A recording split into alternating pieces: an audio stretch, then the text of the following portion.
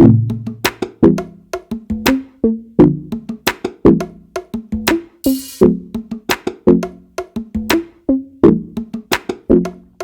everyone, welcome to episode 15 of the Miami Tech Pod. I'm Cesar Fernandez, and this week we have Maria Durchie and Will Weinrob on the pod. Brian Breslin is out this week.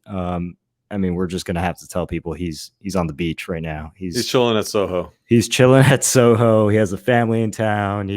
He's making it very clear to the Miami Tech community what his priorities are on this beautiful Friday afternoon. Will, how was your week? It was really good, really busy. Got some things brewing that I'm hoping to share pretty soon. You're the ultimate hype builder. I feel like there every week Will Weinrob is dropping some hints on some big projects he can't talk about. I'm working on something, and I got a lot going on personally as well as professionally. Just exciting times. I'm feeling the energy. I'm feeling the vibe. It's 2021. Everybody's getting their vaccines. There's good energy. The restaurants are opening up. The bars are opening up. People are in town. I love it, man. I'm feeling good. Let's talk about that. I feel like that's a good first topic to jump into. You know, Miami's back, guys. I don't know if the world is noticed. back. The country is back. Yes, I love Miami. Love Miami, but it's nice to see New York. You know, it's nice to see, all these other areas starting to get people back. But Miami, we're getting a front row seat because Miami knows how to do things in a big way, and we see the lines at clubs already happening. I think Cesar, as you shared in our group chat last night, as you were in line at Live for the Live. Yep. Well. Yeah, look, let's go through the numbers here on just vaccinations. I mean, I think I'm very proud of Miami-Dade County for getting their shit together and getting vaccinated. 631,000 people here have completed both their first and second dose of the vaccine. 390,000 have received just their first dose. So all in all, you have about 1 million people who have been vaccinated in Miami-Dade County, which is really great. I mean, we're, around 40% of the population, plus there's a ton of people, who had COVID and were able to, survive and be lucky and build antibodies. So I feel like we're, not just because of lines at clubs and Live is reopening, but I feel like we're just done a really good job at forcing this turning of the page. What do you all think? Yeah, I've been pleasantly, I don't know if surprised or just happy that, even I thought when it opened up to 18 and older that it would be ridiculous and it would be huge lines, but more and more, I'm hearing folks that, everything is being incredibly well run and people are just kind of, if they want to get vaccinated, it's just kind of a seamless experience. So I'm very proud of the city and I imagine most of the state is the same. So it's an exciting time. And I think everyone's saying just like, it's almost like this high after you've gotten vaccinated that I don't know, that, we're turning the page, like you said. And totally. And we saw that Mayor Levine Cava lifted the curfew, the 12 a.m. curfew.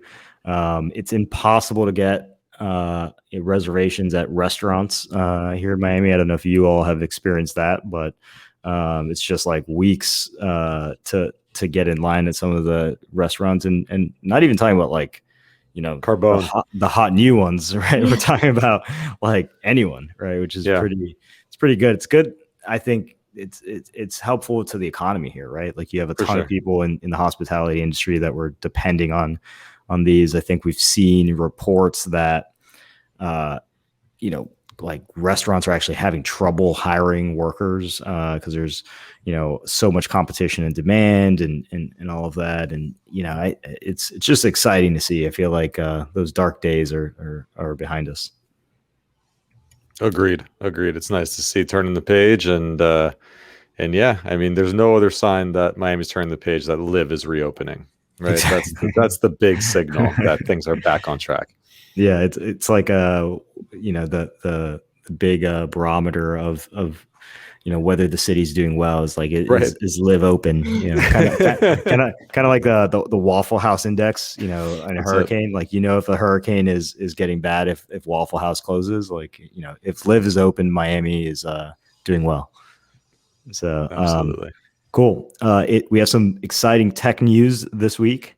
Papa, the homegrown Miami company that is an elder tech company, as they say, but ultimately connects people to grandparents and your older communities to help from anything to with doctor's appointments to things around the house, providing tech support, all of that. They just announced a serious raise, right? I mean, I think they brought in $60 million in their Series C, led by Tiger Global Management. That brings their total raise to date at $91 million. What do you all think of Papa's success? I know that they've been on the scene here for a while. Yeah, I just had a chance to interview Andrew actually for an episode of Lessons Via Leaders, which will come out in the next week or so. Just what a great guy, amazing entrepreneur. Truly, you could sense that when he is talking about his company, that there's a mission behind it. This is something that he decided to build through experiences in his own family. So when you have an entrepreneur on a mission and someone as smart as Andrew, there's really nothing stopping them. And as you can see here, just in a few short years, Papa started in 2017, as the article outlines, and here we are a few short years later, and raising a huge round to put fuel on the fire and grow the company. Just incredible. And there's no doubt, I mean, this is a unicorn in the making, and it's going to be one of Miami's shining success stories for years to come. So hats off to Andrew. But what you're doing is incredible. It's not easy, and we're proud of you. So amazing work. Yeah, I particularly like the fact that there's a couple things I think that are worth highlighting here, right? Like, on the one hand, they're solving a very big problem, as you alluded to, Will, which is not just like, first, loneliness in the older population, right? We all know of people who are kind of at the they're in their 70s or 80s, that like when you're at that age, your friends start like passing away, like your kids are moving to other cities, like you may just have like less of a community around you. And I think that it's interesting that Papa's like solving that problem, but then taking it a step further and saying, okay, well, that's one aspect of it, but there's also like it is actually harder to get things done, and when you're in the older parts of your life, you have different healthcare needs, you have different abilities, and having technology bridge that gap on caregiving and healthcare, and really companionship and friendship and all of that is neat, right? I think they are solving a very large problem in society, as we have a larger and larger percentage of our population that's just getting in that over 65 crowd. Yeah, I think it's reflective in the growth that they've seen recently. Obviously, it was a well timed with the pandemic, where a lot of older folks needed more tasks done for them. They may not have felt comfortable leaving their homes. But I believe the stat was they've grown 600% month over month since the beginning of the year. That's crazy. So that's really exciting. And I know one of the growth hacks we were just talking about before the podcast started was kind of getting into Medicaid, getting it covered. So I know, Cesar, you're much more well-versed in that area. Yeah, this was a really smart move on their part. What Papa did was they went straight through health plans. And for the listeners who may not be super familiar with, Medicaid and how it works, is like states administer Medicaid by contracting with insurance companies to administer the benefits of Medicaid, right? So these are called Medicaid managed care plans. And Papa just did contracts with these plans so that the care is reimbursable, right? And that's a super smart way of reducing growth friction, because at the end of the day, that side of the marketplace, right? The older people who need that type of assistance or companionship or whatever can now, if it's for a health related purpose, don't have to go out of pocket for this service and could actually get it reimbursed by Medicaid. And that's really, really smart. And I think that's going to fuel a lot of their growth in large states like Florida, California, et cetera. Yeah, and you mentioned that it was led by Tiger Global, which, if you're in the venture capital space, they have been on a tear recently, and everyone's been kind of interested to see what they're doing because they've just been writing checks left and right. So it's I think this is at least the first Miami tech startup that I know of that was funded by them. So it'll be interesting to see if we see some other folks in the space. If Tiger kind of makes a play in Miami. They made their first investment. I'm sure they're asking Andrew, who are some other great companies that we can talk to. So I wouldn't be surprised. Cool. Keep an eye out for that. In other news, Cesar's about to make his announcement that Tiger Global is leading a $30 million round in the Miami Tech Pod to expand our footprint. We need to edit in some like tiger sounds yes. on the pod here. That'd be great. Other news for this week, we have On Deck opening a Miami hub. Maria, I know you're familiar with On Deck and what they're announcing here. Do you want to take this one? Sure. So I just covered this for Refresh Miami. For those of you who aren't familiar with what On Deck does, they kind of create these fellowships. It kind of originally started as a dinner series for founders that were trying to decide what they were going to do next. And kind of a lot of it's like building community amongst your peers and recreating some of the educational experiences you typically only get during your college years, where it's a kind of a balance between educational opportunities and networking opportunities. And so they're trying to recreate that post-college throughout your kind of career trajectory. And so it started off with these founder-focused fellowships and has since expanded to kind of vertical-wise, like health tech, fintech, climate tech, I believe, but also role-specific. So they have like a chief of staff cohort. They have like a no-code cohort. And then back in March, I started in their community builders cohort. And I have to say it's a hefty price tag for the fellowships. I think it was like around $2,000, but it's been well worth it. And the people that I've met have been incredible.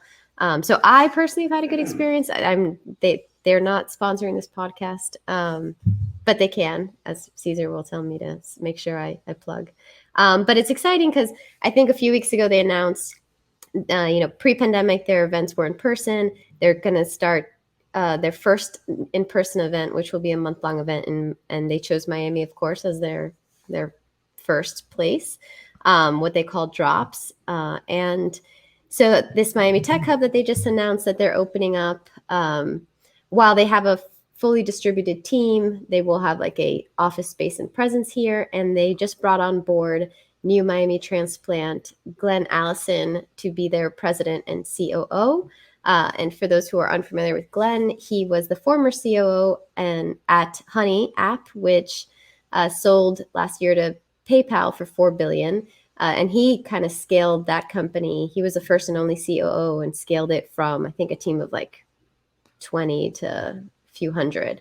So he's no stranger to having to kind of grow a company very quickly. So I've gotten to know him over the past few months since he moved here. An incredible individual, has been really excited and kind of looking to make an impact in Miami. And so I think they chose a perfect person for the role, and I'm excited to see what he'll do.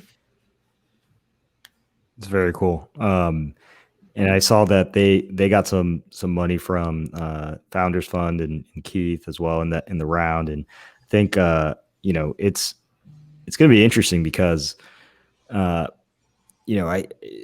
we're now starting to see a couple of people, right? Like I know that they kind of call themselves like a career accelerator, but we're getting to that point where you have just peak options to really level up either your talents, your network, or your chops at building companies here in Miami.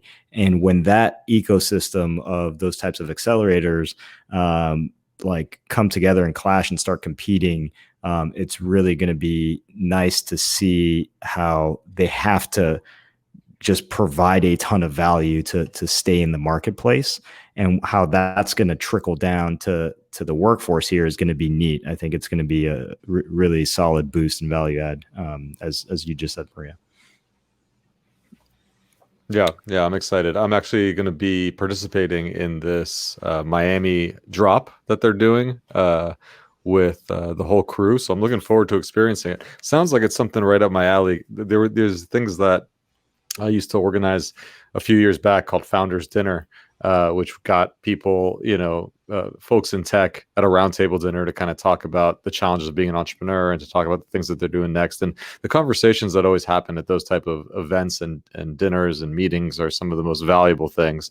So it's interesting to see a whole company kind of spawn out of that vibe. And I think that there's so many great things that you can do with that as the ethos. Like, this whole concept of, first of all, education, it's a lifelong thing. Like, there's these things of cohorts and classes, and it doesn't really make sense that you go through grade school and then you go to high school and then you go to college and education just kind of stops. Or, you know what I mean? Education is a lifelong thing depending on where you are in life. I think it's articulated on their website. After you go to school, you graduate, you have a certain profession, or you become an entrepreneur. After you become an entrepreneur, you become an angel investor. Like, where are like the classes that you need to at different parts of your life? Where is college for 40-year-olds that just had an exit and don't know what they're going to do with their life, or what they should be doing? So I love that model. I think it's great, and excited to experience kind of the on deck curriculum firsthand here in Miami in a couple of weeks. Yeah, and something I'm seeing both on deck and another organization that kind of is similar called Reforge out of San Francisco are kind of launching these membership plans instead, kind of like, to your point, Will, to kind of encourage you to, this is like a continual thing. It's not just like a one-off. So kind of opening up the programs throughout the years that you're kind of growing in your career. So I think it's a really smart play to kind of switch maybe from strictly fellowship model where it's like a one-off to an ongoing membership plan. And now, we're seeing like things like Masterclass come out. So yeah, I think it's all about how do we encourage lifelong learning versus, post-college versus kind of how things are structured now. Yep.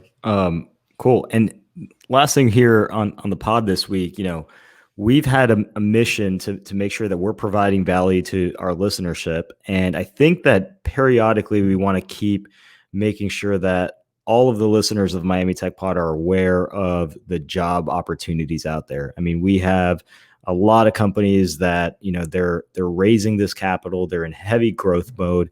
And what that means is they need people to execute on their mission, right? And hit those growth targets. So Maria, you have a bit of a running tally on who's hiring, right? Oh, I try. But in particular this week, we've seen a ton of jobs posted to the Refresh job board. So definitely go there and check them out.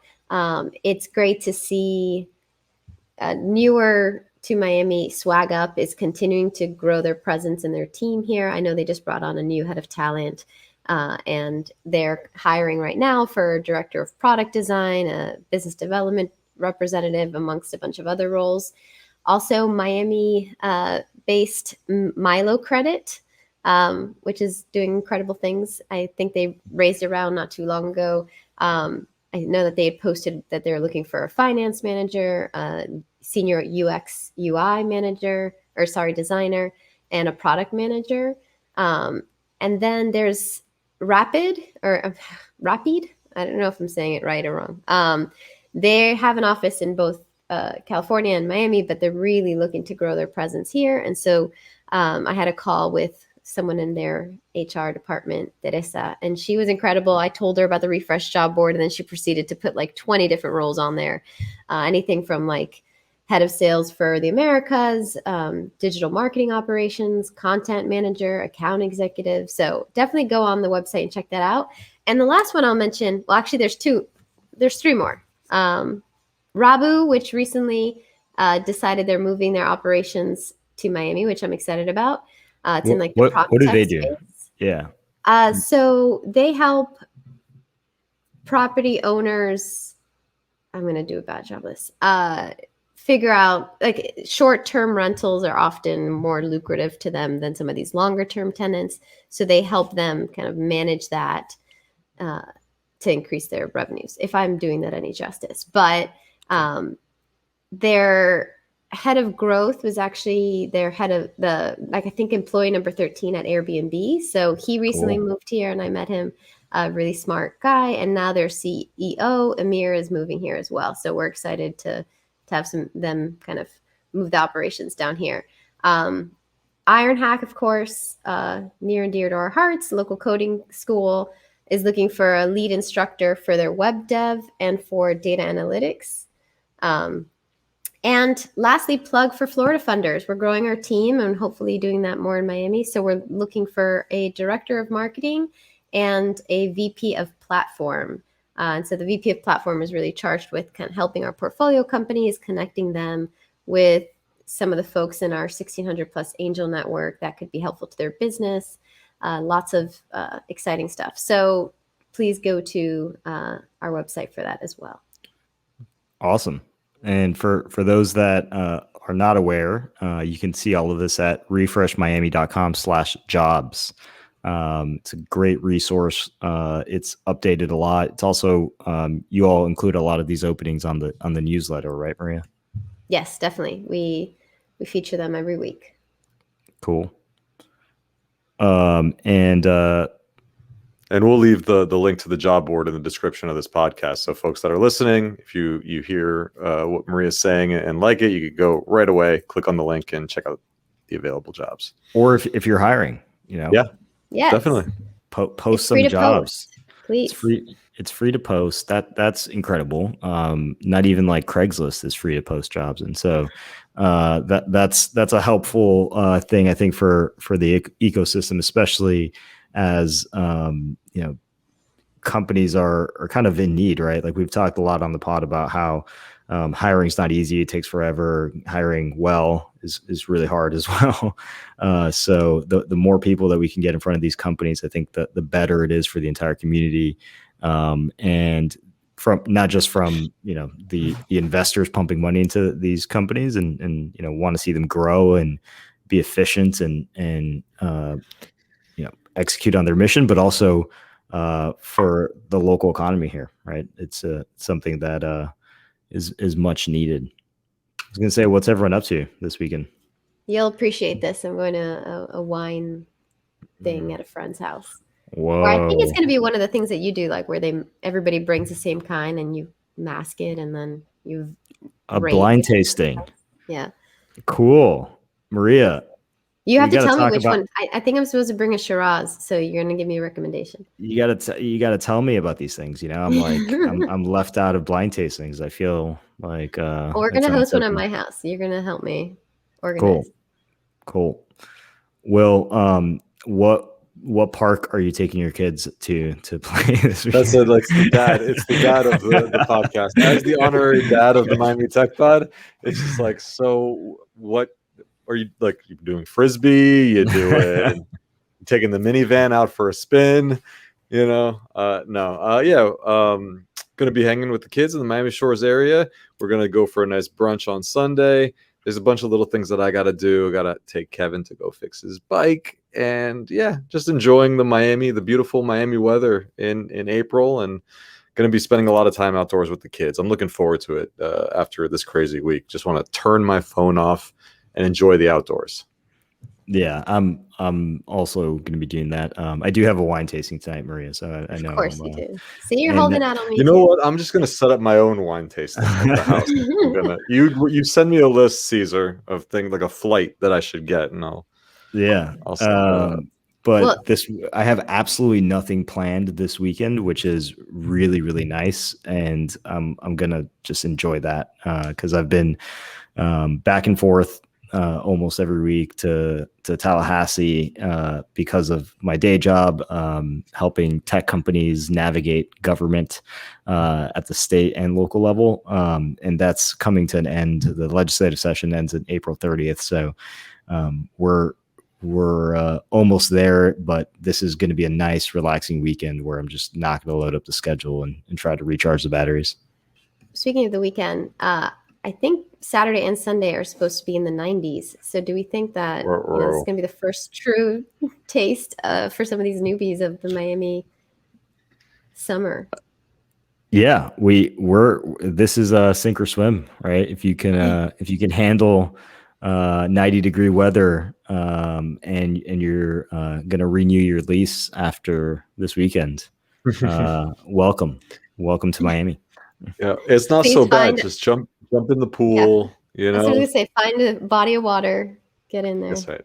And if you run into Brian Breslin at Soho House, or ran into him last weekend, because this airs after the fact, like, just call him out. Make sure he's aware that you are aware that he was not on the pod this week, and encourage him not to take too many weeks off. The people Just look for the guy with the big aviators and the big glass of big mojito in his hand. That'll be Brian. Awesome. All right, team. This wraps up episode 15 of the Miami Tech Pod. Please go hit us up on Twitter at Miami Tech Pod. Like and subscribe. Oh, shout out to Twitter. We passed 1,000 followers. We really, really appreciate it. We love the engagement, and every single Monday morning when we post the episode, everyone's retweeting and sharing it, and it really means a lot. So we just want to give a nice thank you and shout out to our community on Twitter for supporting the pod, and we will see you next week.